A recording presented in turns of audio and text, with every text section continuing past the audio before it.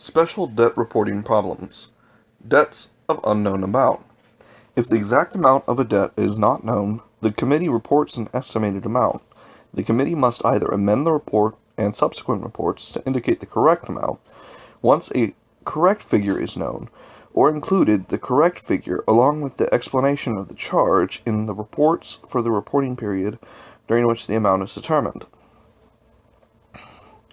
Unpayable debts. If a debt cannot be paid because the creditor has gone out of business or cannot be located, the treasurer may write to the FEC to request permission to discontinue reporting the debt.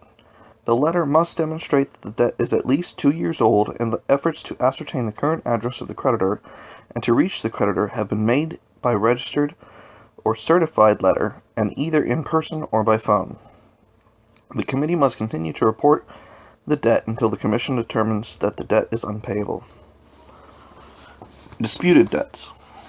A disputed debt is a bona fide disagreement between the creditor and the committee as to the existence of a debt or the amount owed by the committee.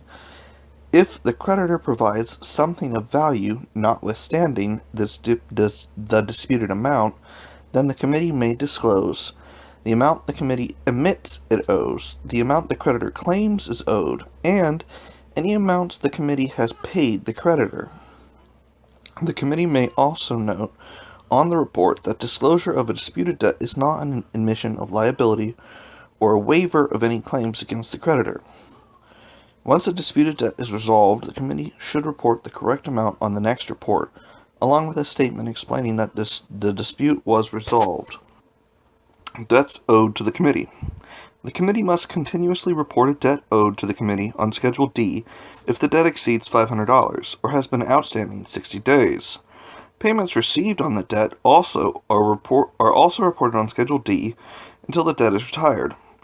The debt repayments received must also be reported to the appropriate line number of the detailed summary page and itemized on Schedule A if necessary. On line 9 of the Form 3 summary page, the committee enters the total of outstanding debts owed to it from Schedule D, plus the balance of outstanding loans owed to it from Schedule C. Paper filers must be sure to label the Schedule D as debt owed to the committee by checking the box for line D as the top of Schedule D, at the top of Schedule D. Section 20. Reporting loans. All loans received by a committee must be itemized and continuously reported until extinguished.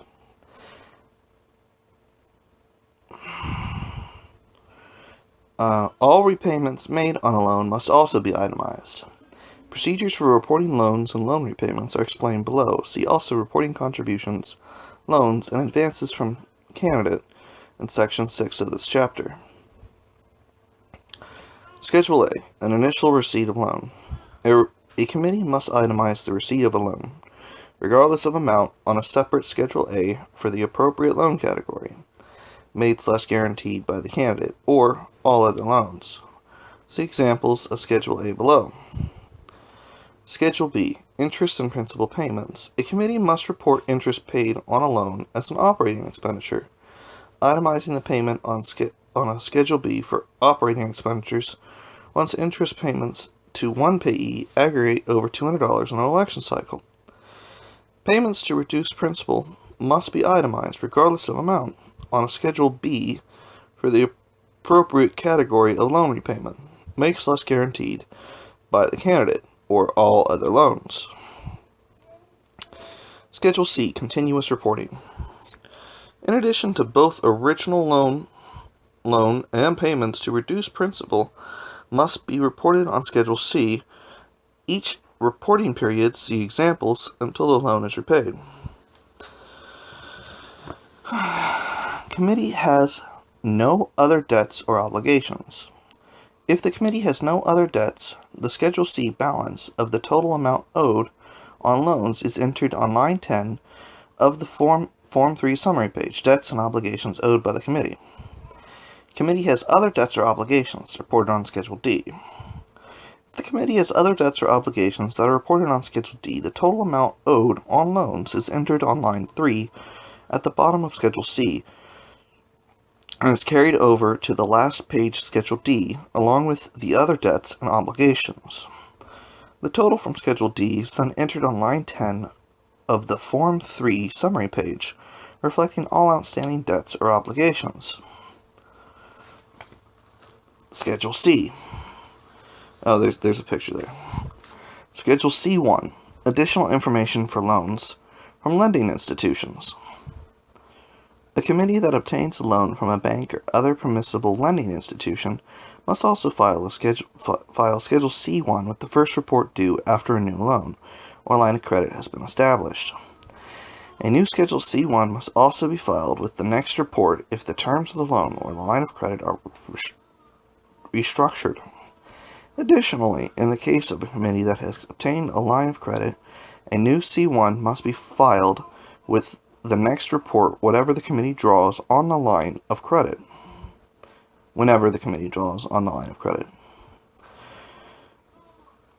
For loans derived from a candidate loan, the reporting on Schedule C1 is simplified. See the next section for more information. Line-by-line instructions for filling out the schedule appear in the Form 3 instruction booklet. The committee treasurer or designated assistant treasurer must sign the schedule on line G and attach a copy of the loan agreement. Finally, the authorized representative of the lending institution must sign the statement on line 1. Some more pictures there. Section 21. Reporting bank loans, brokerage loans, and other lines of credit when made to candidates. Bank loans to candidates and loans derived from advances on a candidate's brokerage accounts, credit cards, home equity line of credit, or other lines of credit obtained for use in connection with his or her campaign must be reported by the committee. The committee must report the loan from the candidate as a receipt and repayment of the loan to the candidate as a disbursement. Schedule A. The candidate may choose either to loan or to contribute the loan proceeds to the authorized committee. The committee treats the funds as a personal contribution. The receipt of the contribution from the candidate must be reported on Schedule A for line 11. If the candidate treats the funds as a loan, the receipt of the loan must be reported on Schedule A for line 13A. If the funds are designated as a contribution, then the committee cannot repay the underlying loan to the financial institution. Schedule B. If the funds are designated as a loan, the committee repayment to the lending institution or the candidate is reported as an itemized entry on Schedule B. The committee is not required to report repayments by the candidate to the lending institution. The loan must also be continually reported on Schedule C or CP until it is extinguished. Schedule C. There's more images there. Schedule C.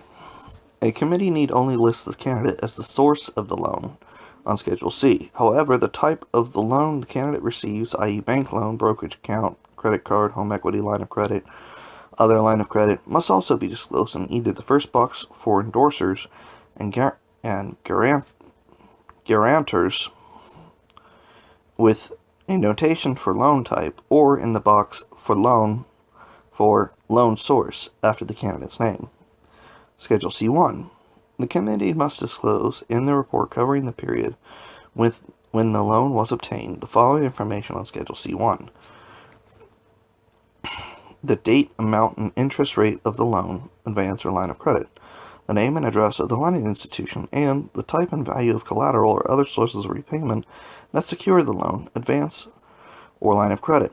Unlike loans to committees, when reporting bank loans obtained by the candidate or loans derived from the candidate's brokerage account, credit card, home equity line of credit, or other line of credit, the committee is not required to submit the loan agreement to the commission. Note, however, that Schedule C1 must still be filed when the candidate obtains a loan and then contributes the proceeds to the committee. Keeping records.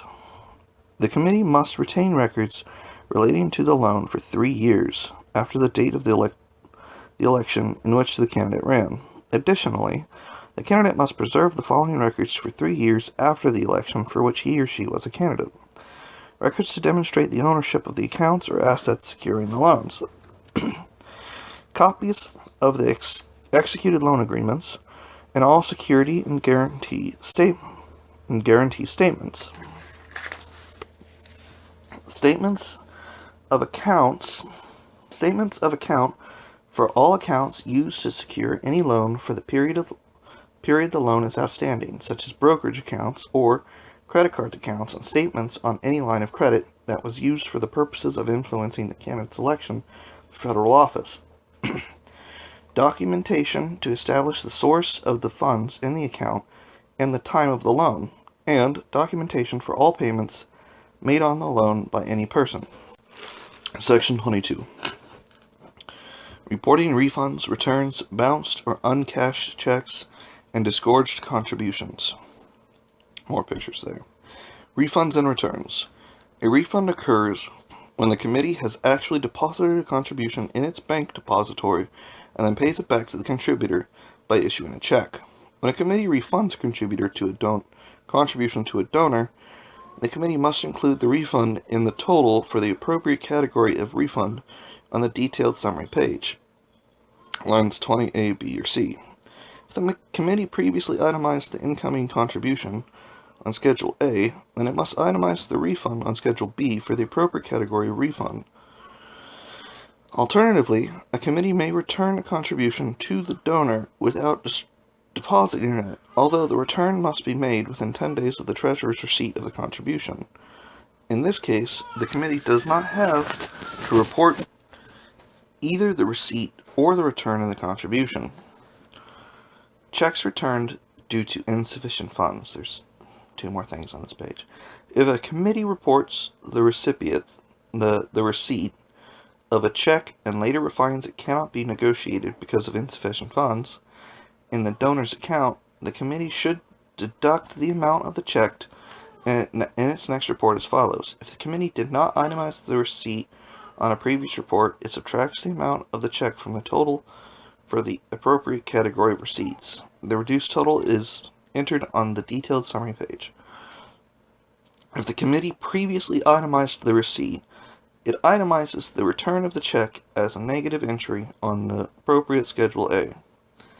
Checks received and returned by the bank in the same reporting period do not need to be reported.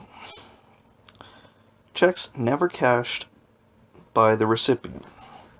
A check issued by a committee that was never cashed by the recipient should be reported as a negative entry on Schedule B, supporting the line on which the disbursement was originally disclosed if the disbursement required itemization. The committee should include memo text explaining that the check was not cashed.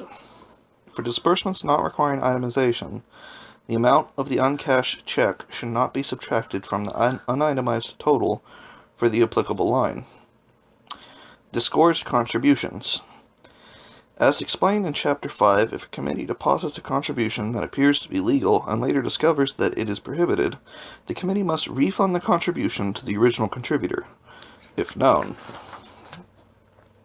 within 30 days of making the discovery.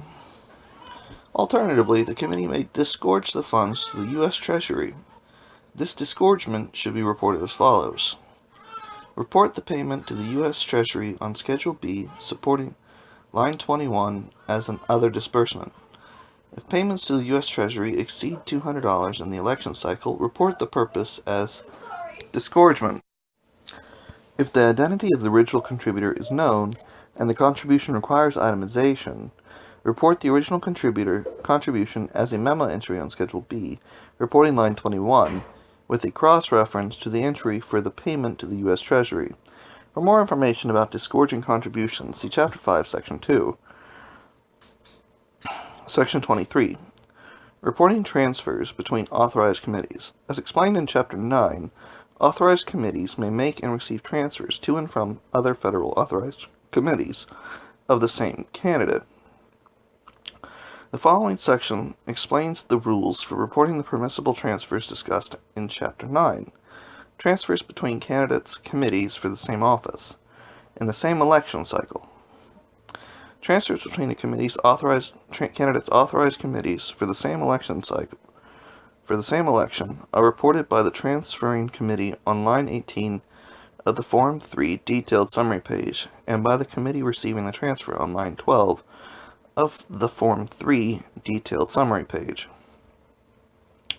The receiving committee does not need to re-itemize the sources of the funds transferred, example, contributions that comprise the transfer, because the transferring committee has already itemized them in its report to the Principal Campaign Committee, which is attached to the Principal Campaign Committee's consolidation report. Alright, there's another image there.